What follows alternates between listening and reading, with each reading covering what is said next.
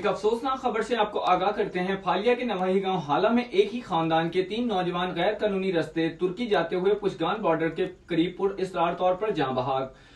پاکستانی بھجوانے کے لیے انسانی اسمگلر متاثرہ خاندان سے مزید 3 لاکھ روپے مانگ لیے۔ مزید اس حوالے سے جانتے ہیں ہمارے نمائندے شان احمد سے۔ جی بالکل، انسانی اسمگلرز کے ہاتھوں غریب خاندانوں کے نوجوانوں کی لاشیں گرنے کا سلسلہ تھم نہ سکا۔ تحصیل پھالیا کے قصبہ اہلہ کے رہائشی 3 سگے بھائیوں نے اپنے بیٹوں 19 سالہ طیب، ریاض 17 سالہ ذیشان اور 20 سالہ عمر کو 12 روز قبل ایران کے راستے ترکی بھجوانے کے لیے فیکس 1,70,000 روپے میں رضا شاہ نامی انسانی اسمگلر کے حوالے کیے، لیکن اپنے اور اپنے خاندان کے سنہرے مستقبل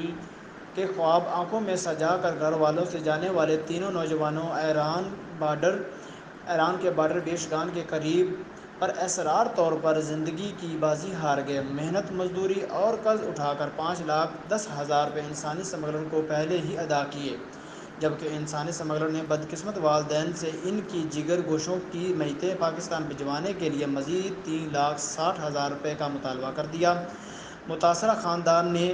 متعلقہ ایجنٹ کے کہنے پر اپنے بچوں کی میتیں پاکستان لانے کے لیے ایران میں پاکستان ایمبیسی کو تحریری طور پر درخواست دے دی۔ ایک ہفتہ قبل ایران کے بارڈر کے قریب موجود ضلع منڈی بہاولدین کے نوجوانوں کے اپنے گھر والوں سے رو رو کر جان بچانے کے وائس میسج سننے کے بعد اچانک تینوں نوجوانوں کے بخار کے باعث انتقال سے اہل خانہ کے ذہن میں کئی سوالات امڈ آئے،